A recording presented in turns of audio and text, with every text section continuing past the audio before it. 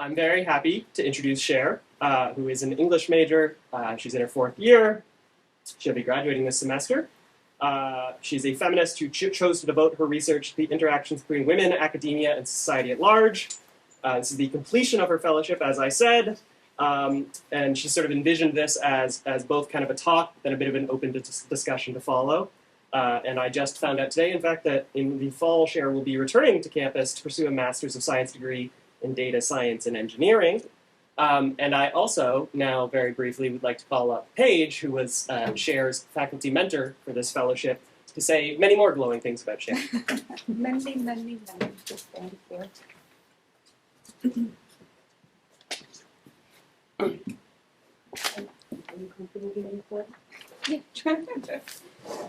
Okay, well, welcome. Thanks for coming to the Writing Center. My name is Paige Mitchell. I'm the director, and I'm Cher's faculty mentor. So I just wanted to introduce Cher and all of her awesomeness. I've known her for almost 3 years now. I met her when she interviewed for a tutoring position here in the Writing Center. She was a strong candidate, obviously. But in class, I remember she was very, very soft-spoken.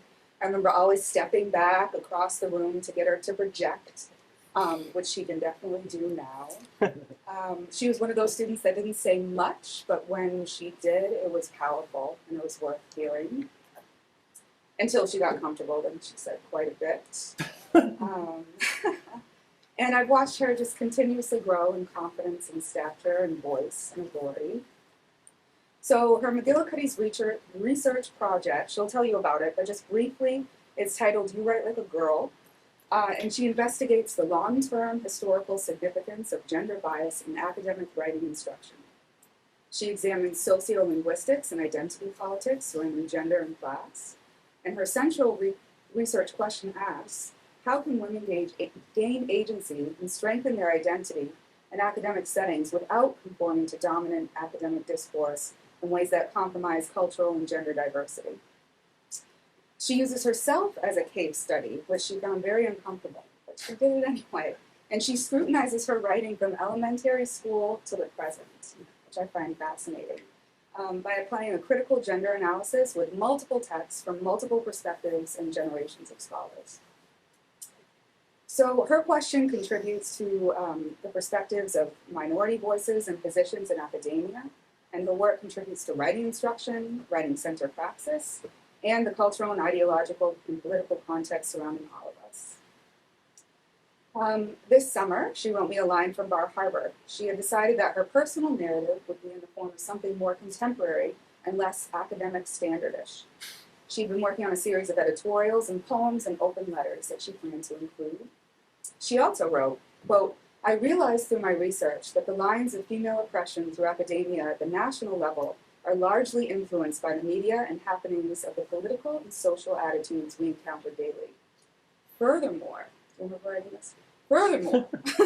I feel my breakup with traditional academic discourses was a rejection of patriarchal impositions and also a funneled symbol indicative of the war against women at the macro scale. And then she offered to invite me out to lunch, which one should do. So just in sum, she's thoughtful and powerful and a pleasure to know and be influenced by. And before her discussion, I have a few more things to note. As Brian said, she did just accept a Master's of Science position in Union's Data Science Engineering program, fall 2023. She'll be returning as a Writing Center tutor here in the spring and throughout her graduate career, if we're lucky. She spent her undergrad career here as an English major, a legal studies minor, a Writing Center tutor, a McGillicuddy's fellow. She works a job and academically. She apparently has 4 associate degrees in education that she may have gotten accidentally, one she just found out about. She also holds an overall GPA of 3.821. And the fact that she's able to refocus and pivot her intellectual strengths to a science and engineering master's degree just fascinates and astounds me. So I've always been proud of Cher. She's one of my favorites. We're probably not supposed to have favorites or say that, but we all do. She just stands out and shines above others, so I think you'll see that today. And yeah, so I'll hand it over, but she has her presentation, and then we're envisioning an interactive discussion at the end. Okay. Thanks, Sherralyn. Thank you, Paige. That was beautiful. Thank you, Brandon. And thank you, everyone, for coming today. I worked really hard on this project. It's really important to me. I'm super passionate about it, so I really do appreciate you guys all being here. Listen to it today. So I think it's important to note that the way that I started my project with my proposal and what I actually did varied greatly. So I'm going to start.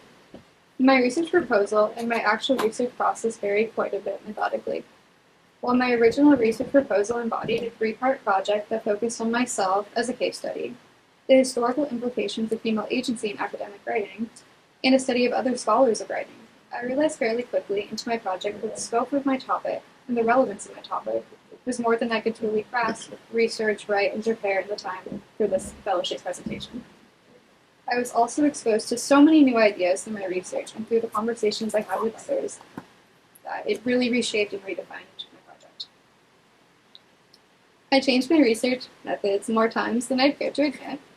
As a result, I have a now quite large collection of various journal entries, writing examinations and analyses, a bunch of historical information, excerpts and analyses on many female authors and poets, as well as my own reflective writing, which I am still working on. Also early on, I realized that my research was on such a large, important, and relevant topic that I would be devoting a long time to truly articulate my research and do the topic justice. A large portion of my research is centered on my own personal case study. I studied myself. I will admit that is such a strange process. I at times felt like a stranger to myself, an imposter even.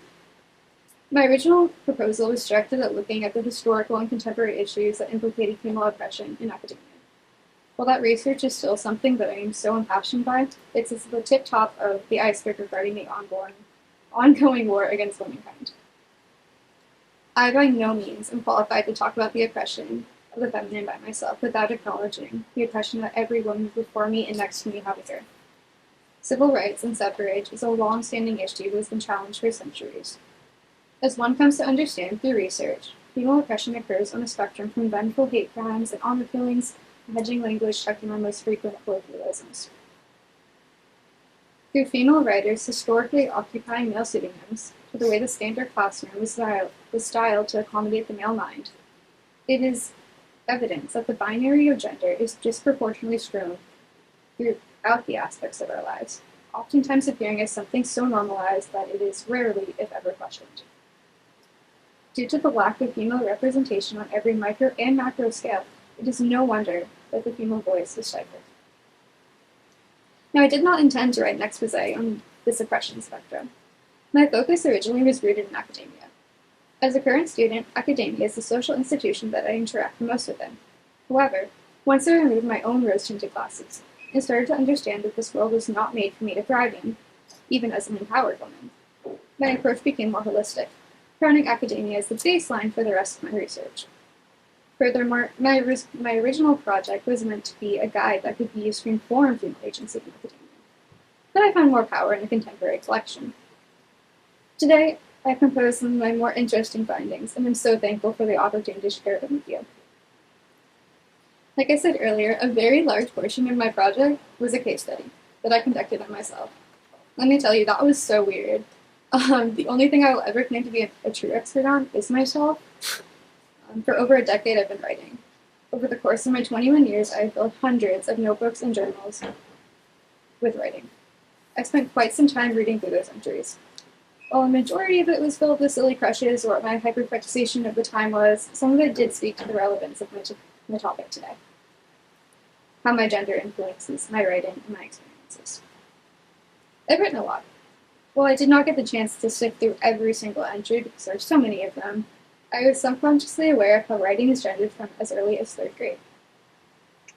In January of 2010, I wrote, and I was in 3rd grade, keep in mind,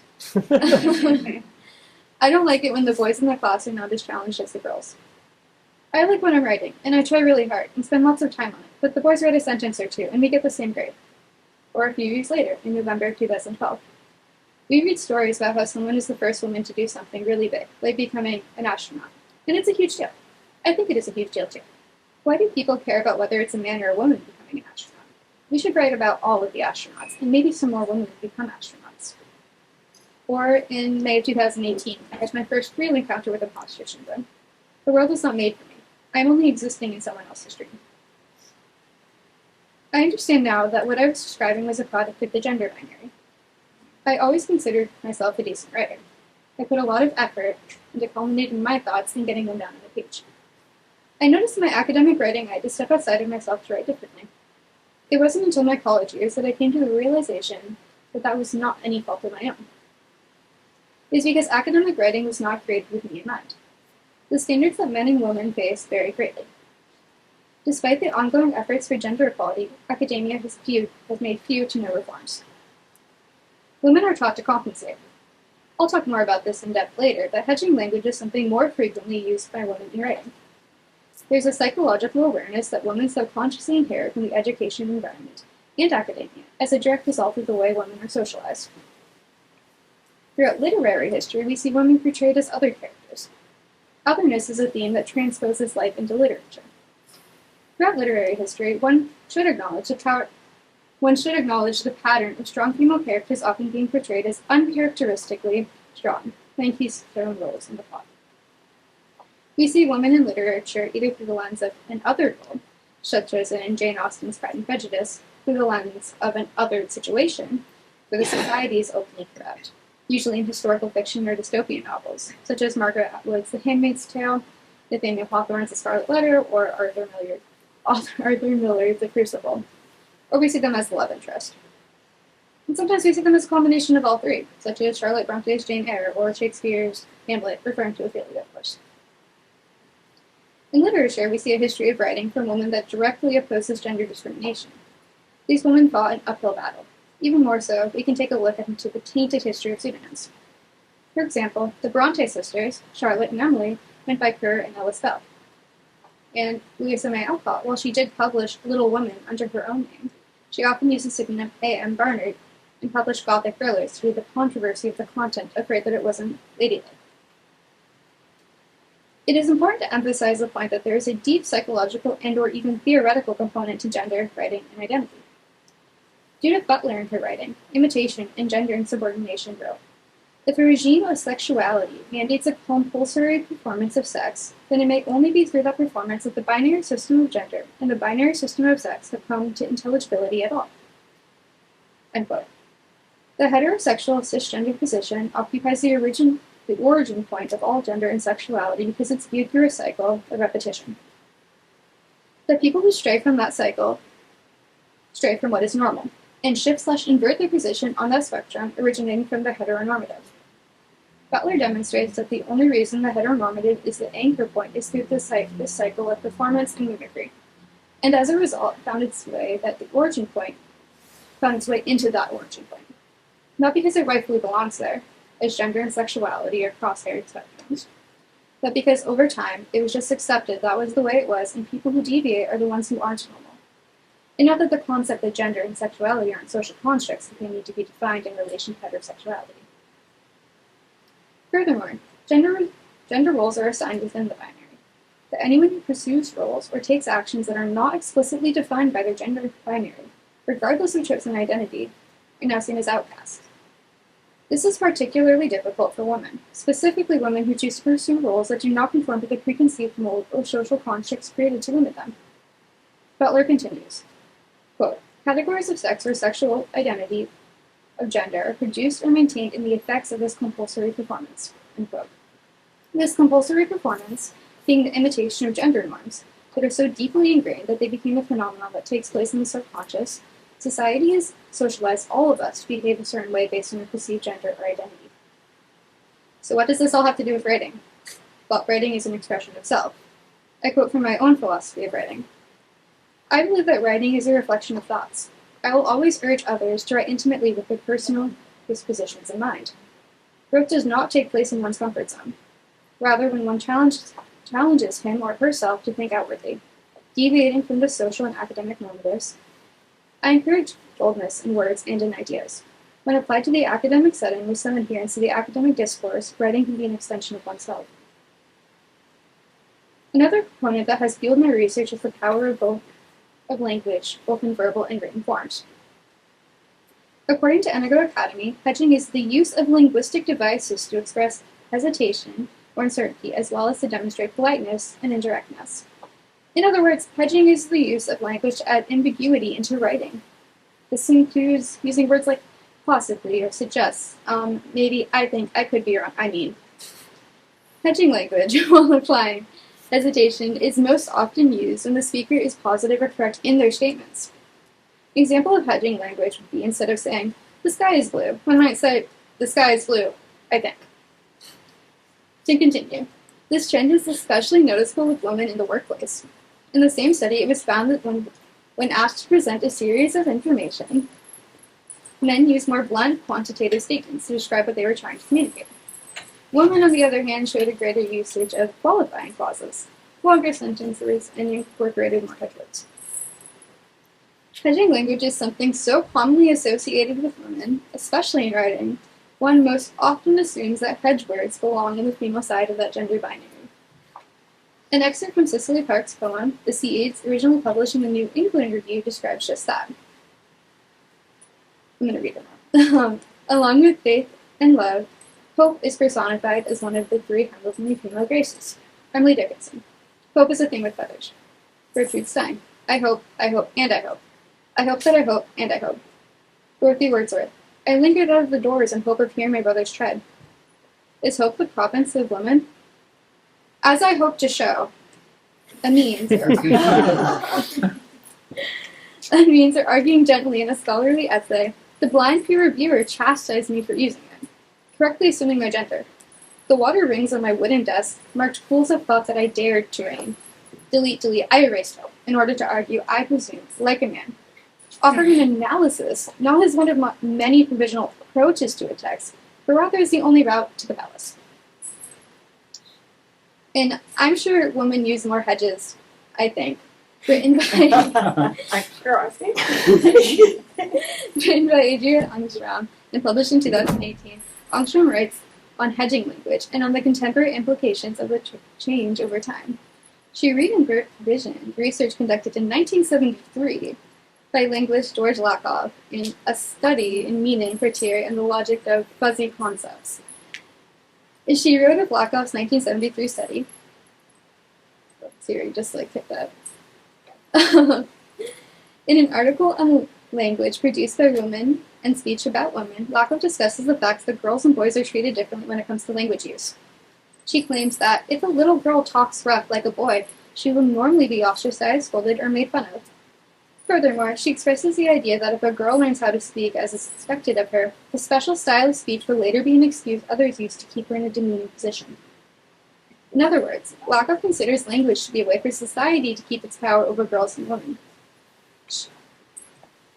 She states her point further by saying that if a woman refuses to speak like a lady, she'll be ridiculed and subjected to criticism as unfeminine. On the other hand, if she does learn feminine language, she'll be accused of being unable to think clearly and unable to take part in a serious discussion. Women in childhood learn to use gentle language in order not to be ostracized, scolded, or made fun of. 2 years later, Lakoff elaborated on the previous claim by saying that women use more hedges than men because they are socialized to believe that asserting themselves strongly isn't nice or ladylike or even feminine. Engstrom did a contemporary study in 2018 on the hedges, I think, or I am sure, in the clause final positions. The data that shows that in the British National Corpus of 2014, or BNC 2014, a research effort put forth by Cambridge University where researchers reported the utilization of words in verbal and written forms from a bunch of volunteers, that these terms are more often associated with women. Engstrom used the data from the BNC 2014 and divided it by gender. She found that women were responsible for 63% of the I think hedges, whereas men are only responsible for 37% of them. And for the I'm sure hedges, 67.6% of the statements are made by women, whereas only 32.4% are made by men. I quote, "This observation is in line with Lakoff's 1973 proposal that female speakers use hedges more often than male speakers. One reason given by Lakoff in 1973 is that women, as they are growing up, have to learn a language that suits a lady in order to not be ridiculed or berated. Another possible reason for this difference is that female speakers tend to insert hedges in their language to avoid the appearance of playing the expert." So, why is gendered writing so dangerous? Well, because women are taught to compensate, it is less likely from a psychological standpoint for them to pursue career paths that limit the amount of compensation they can input into their work. Imposter syndrome and gender binaries often go hand in hand, even if that is not noticeable or occurring strictly on the subconscious level. Gendered stereotypes and career paths are partially responsible for the lack of female representation in common fields involving science and mathematics. This is also true for trade jobs. So, back to the personal case study that makes me deeply uncomfortable. I actually wrote a letter the day after I graduated high school on June 10, 2019. And as embarrassing as it is, I'm going to share it with you guys now. So, dear me, or future me, I suppose. Yesterday you graduated high school. I don't want to ever forget how I'm feeling right now. I'm feeling scared, I'm feeling anxious, I'm feeling excited. I do not know what I'm doing. I don't know that at this moment I care. I have always been infatuated by the concept of adulthood. While adulthood is something that is inevitable, I cannot shake the feeling that adulthood is something that I would not be ready for. I don't know who I am. The amount of pressure that is placed on a high school student to make decisions that will affect them for the rest of their life seems unfair. I can only be honest with myself in my writing. And that writing is only writing that will be mine. That writing is only writing that will be only mine to read. I met the graduation requirements. I did well in school academically. And maybe this is my romantic predisposition talking with the natural feelings I'm experiencing such a life-changing event. But I feel that this world was not made for me, and I am constantly pushing back against it. Emotionally, I am tired. Nothing I do will be done without the scrutiny of my own femininity. I am limited by the way others label me when they ask me about my plans for my future, as if the things that differentiate me from the norms make me any less capable. I was planning on joining the Air Force at this time, so which is not, I guess, a traditionally female thing. Didn't actually work out, but that's kind of what I was talking about there. I want to believe that a time will come that I will draw strength from these experiences. I want to tell myself that being a woman following a path that does not typically coincide with femininity is something empowering, rather than something to be afraid of. I love writing, I love art, I love math, I love people, I love medicine, I love languages and literature. Why is it that when my grandfather taught me how to change my own oil in my car, he said a girl should know how to change her own oil because she might find herself someday in a situation where a man isn't around to do it for her? Or in my 9th grade class, a teacher requested help moving some classroom furniture and explicitly asked the strong men in the class to help. The use of that language alienates me. Changing the oil is a skill anyone who drives should know how to do, and not for the hypothetical lack of a man to do it in case of an emergency, but because it's an important life skill to have. There was not a girl in that classroom incapable of moving a desk. My identity moratorium is most likely a direct effect of the way my passions do not align with the passions of a traditional girl.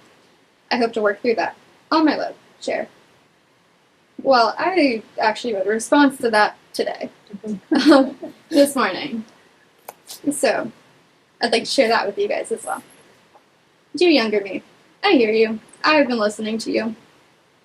It would be a nice delusion to believe I could send you some old but true advice, some testament that will aid. With age comes wisdom, and though you might feel alienated now, things will get better.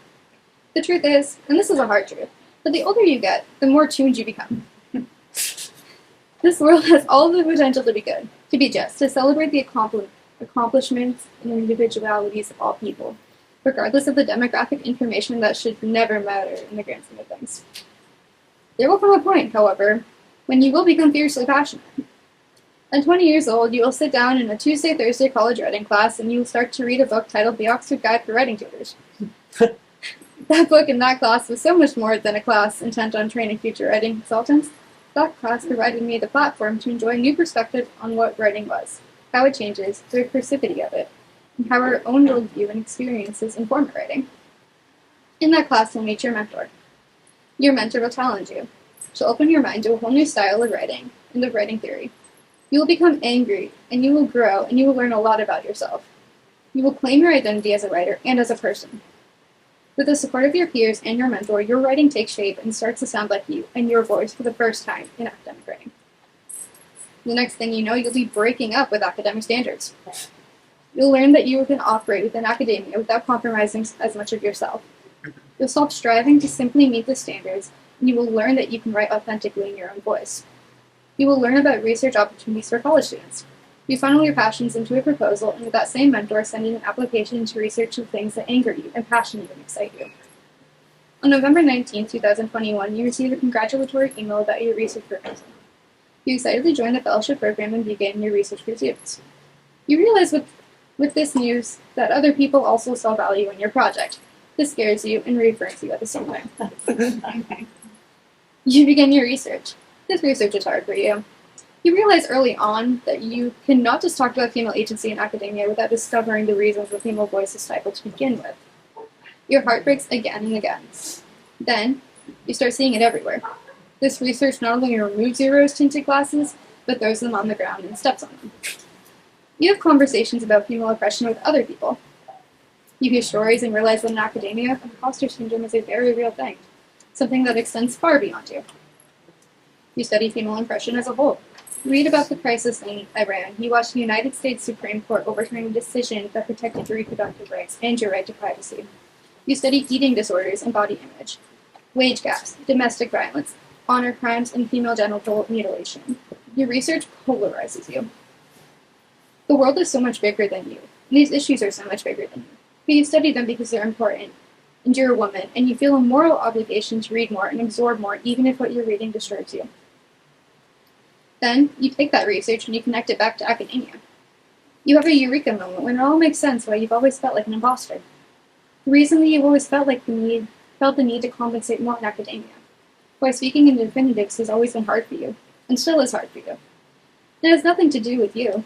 You learned that this world wasn't made for you. In fact, you learned that a lot of the mechanics of this world were made to harm you, to isolate you. Once again, you become angry. You know that you're not alone in this anger, but sometimes you feel isolated. You once again take to writing as a medium for you to articulate and make sense of your thoughts. You write your own poetry. You become infatuated with other poets and writers who also feel that gender disparity is relevant and important. A year later, you're preparing to present your research. You're excited, you're nervous, you feel ready, but also have the realization that your research isn't done. In fact, it's just getting started. What started as a research proposal that fit into just a few pages, meant to wrap up in a year, became so much more to you. And as I am writing this letter to you, knowing that the you I am writing to is far beyond reach, there are others like you that are not beyond reach. Again, this project is so much bigger than you. When you present later, you are aware that you are sharing parts of yourself that you've never shared before. And while that vulnerability terrifies you, you recognize that you are commanding your own writing, creating your own agency, and staying true to your own voice. You do so unapologetically. Mm-hmm. Yours.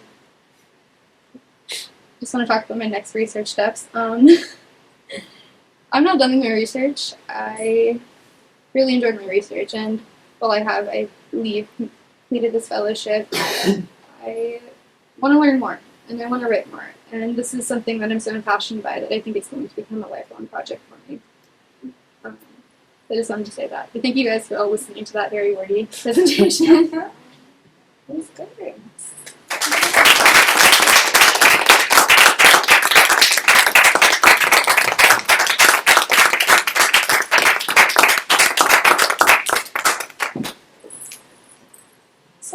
So now we can just open it up for discussions, questions, thoughts, comments. Can I ask how going into data science and engineering connects to this project? Yeah.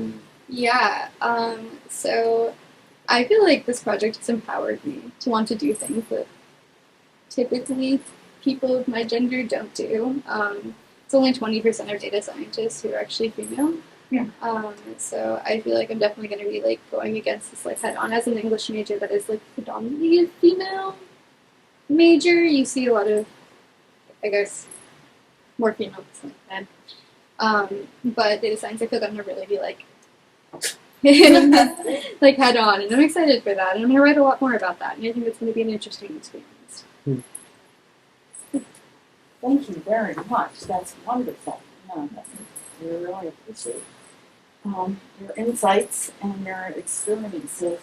You mentioned, I'm just curious, you started writing for yourself, and you also started writing poetry, and you started reading poetry. So who were some of the poets that influenced you? Is that? Yeah.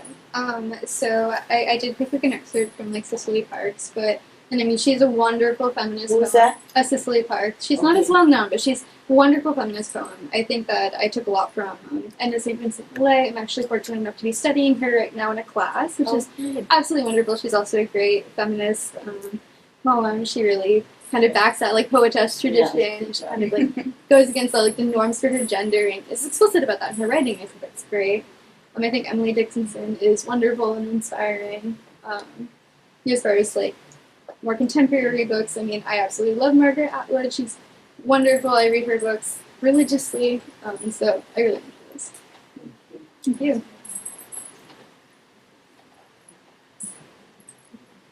Can I ask you about, well, it's more like a complex of questions, laying out a web of thoughts that you brought up just now. So going into a field that has 20-ish% women, English on the other hand, your major, is perceived as being gendered or skewed female. Mm-hmm.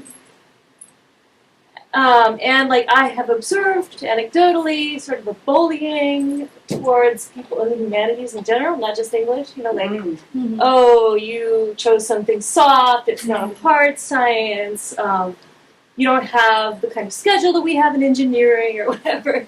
And that's clearly part of the same complex of issues that you're laying out here. But it's interesting that English has become at least perceived as a refuge for female gendered people. Mm-hmm. So can you speak to that kind of paradox? You say at one point, like, it's not, the world of writing is not built for you, but yet it seems to be functioning, at least somewhat, as a refuge for women. The major itself. Oh, And so that's interesting to think about. I'm just curious what you have to say about it. yeah, for sure. I mean, I'm an English major. I very much enjoy writing. I enjoy reading. I enjoy studying. I think it's the fundamental core of what we do study is predominantly from a male perspective, a male author. I think that the establishment of academia as a whole was made for men. Mm-hmm. We see like the first university, like Harvard, and there was only men who attended schools for a very long time, especially in higher education. So women attending college is really something that's only been a thing for the last century or so, maybe even less. So I think that it's something that's working, like we're working through that right now. I also think that there's definitely an inverse where reading and writing and poetry at this point are seen as soft, which is attributed to femininity, which is a whole other topic, why soft things are feminine. Not soft things are sublime and whatnot, but I think that just plays into the whole gender binary even more. Sure, I have a question. So, in the realm of the university that we're in right now, what do you see as the major roadblocks for kind of allowing or breaking down kind of like the patriarchal structures that you were talking about that were originally put in place because universities they were designed to be spaces for men, upper class men? Where do you see in the realm of the university that we're in, where can we, I don't know, like what are the major roadblocks at the University of Maine for? Yeah, so that's an interesting question. I was thinking about that, and originally that was what my project was about. It was about academia and higher education. That was really the premise of my project, and then I discovered through this that it's something that happens so much earlier on. This like societal socialization of boys and girls, you grow up and you kind of develop this gender identity, and then it just sticks with you. And it's really hard to unlearn that. Like I'm trying so hard, and it is not an easy process. So I think it actually starts at an earlier age. As far as the university goes, I wish that I could point out like one specific thing. It's like this is the problem, but really it's society at large that's the problem. And I think having more education about this, I think having talks like this, I think engaging with other people that you might not normally engage with is definitely a way to gain perspective, which might be able to combat that, but I think really we need to focus on like the younger ages. Okay, great. I'd like to respond to that. Please I mean, putting women in places of power which we have done, is a way to combat that. And, but there are, and I don't believe that there's a male-female binary in terms of childcare, but places for breastfeeding, accommodations for maternity and pregnancy. I was on the faculty senate when we got an extension of the 10-year clock for pregnancy, and it was not very long ago. So women, and because we were told it was a choice, you can choose to have children or not have children. And so if you're in your 10-year probationary period, at which point you're going to be fertile and you're not going to be fertile afterwards, you don't have that choice. And so accommodations, but again, I don't want to make a binary because I want to, honor women who decide not to have children, but there are cultural, there's still the way our schedules are made in academia, cater to, do not encourage family work-life balance. Hi, I'm Rebecca Dewan. We've never met. I'm new faculty here. I also have an 8-year-old daughter who was up late last night until like 10 p.m. because she had to talk about patriarchy in the presidency. She had like really, we were watching the Georgia Senate stuff come in. That conversation needed to happen at 10 p.m. last night. Yeah.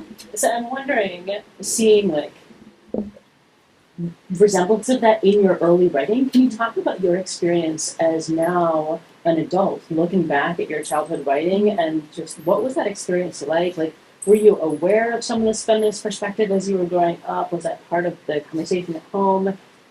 One question. And then the second question, sort of tag teams like this earlier conversation around like, what do you wish for future third graders, fourth graders as they experience writing and expressing themselves in terms of gender? Yeah, no, that's a really good question. So one thing that I think differentiates my education experience from a lot of others is that I was actually a product of romantic education, which was more about, it was like more student-centered, focused on like developing innate curiosity. My mother was an English teacher, so from a very young age, she always would read to me some more advanced work. Like I didn't get to listen to Charlotte's Web. My mom would read Charles Dickens or Jane Austen to me, like from a really young age. And I think just being around that environment really spoke to me, and I realized how to call out those injustices just really, really young. And again, I was just a product of an environment. I was also around. My grandparents had a very big influence in my life, and I spent a lot of time with them, and they were very active, they were very political. They definitely called the nays, and I think just being around that so much, it just made this fierce, I guess, advocate, whether quietly or not, for all of these gendered issues at a really young age. I didn't realize it at the time, but growing up and reading back at that and reflecting on it, I do think that definitely played a huge role into who I am today. And as far as your second question, I do wish that there was more emphasis on education. I feel like the United States in particular likes to sugarcoat or completely omit a lot of very important, relevant information from the younger grades, especially. And I think that reforming education would be a great way to start. I think Common Core standards are terrible. As Paige mentions, I do have some degrees in education, and I definitely do not like, that's why I didn't go into education. So I think that some education reform would be really great. I think starting conversations at home, younger, is super important. I think that, for Christmas when I was young, I used to get pink Legos. I think my brother would get the regular colored ones, and I feel like even those types of situations really do influence the child growing up and trying to develop their own identity. So. At least you got Legos. A lot of girls don't get Legos. Well, no, it's very thankful. I'm very thankful for that, but it's just the color. Yeah. Totally hear ya. Yeah, I'll follow up with that. Even on the basic level, like dividing groups, you know, the boys and the girls, that Right. just upsets me to no end. I have a now 16-year-old daughter who had to go through, you know, that.